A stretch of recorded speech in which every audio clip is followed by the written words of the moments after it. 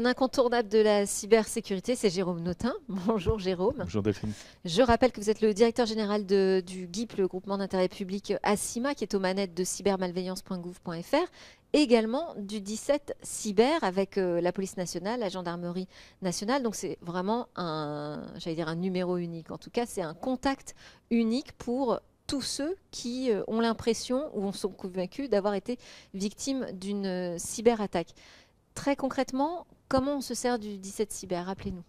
C'est l'équivalent numérique du 17, comme l'a voulu le président de la République lors d'un déplacement dans un commissariat de police à Nice en 2022 de mémoire, en janvier 2022 de mémoire.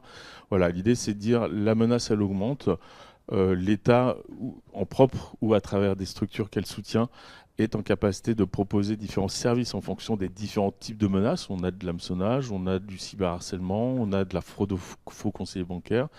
On a pour les professionnels du rançongiciel, la défiguration de sites web. Voilà. Donc on a besoin d'apporter une réponse collective à travers un outil unique. Donc le guichet unique non exclusif qui apporte l'ensemble des réponses sur l'ensemble des phénomènes cyber. C'est-à-dire qu'on va sur 17cyber.gouv.fr. On a quelques questions. Est-ce que vous êtes un particulier, une entreprise, une collectivité? Donc on déroule un parcours et là on a le diagnostic et on a tout de suite les conseils personnalisés. On ne va pas donner les mêmes conseils évidemment à une victime d'hameçonnage qu'à une victime de faux conseiller bancaire. C'est ce qu'on vit beaucoup en ce moment, le faux conseiller bancaire sur les particuliers, que rançongiciel si je reste sur mon exemple pour les professionnels. Et donc on propose ensuite en fonction des menaces une mise en relation avec un prestataire technique de proximité.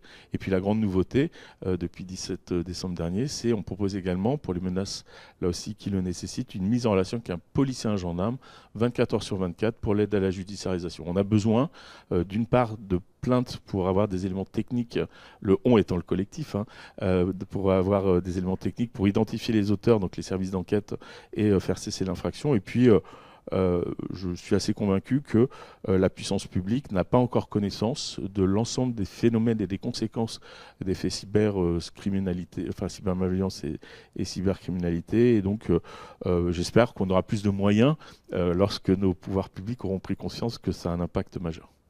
Et là, quand vous venez ici sur un forum comme ça, dans les territoires, vous avez le sentiment que ça y est, c'est intégré la problématique de la cybersécurité. Mais maintenant, il faut aussi qu'ils intègrent le 17 cyber. Qu'on soit, vous l'avez dit, un particulier, une PME ou une collectivité. Il faut effectivement faire connaître le 17 cyber parce qu'il y a effectivement toute la partie en amont, la partie préparatoire. Alors ici, on parle un peu à des gens qui sont concernés par les enjeux de cybersécurité. Moi, je suis un provincial, donc je suis toujours heureux de passer le périphérique pour aller à la rencontre des vrais gens, des vrais usagers, des vrais chefs d'entreprise et des élus dans les collectivités. Donc oui, il y a par le travail collectif, une prise de conscience de cette nécessité de prendre en compte ce risque cyber. La loi, on a évoqué une table ronde sur Nice 2 ce matin, la loi va nous y aider et en tant que citoyen, je ne peux que m'en réjouir. Après, oui, il y a aussi, malheureusement, quand on ne s'est pas suffisamment préparé, comment on fait. Et donc le 17 cyber doit être connu de tous dans les plus brefs délais. Merci beaucoup, Jérôme Notin. Merci à vous.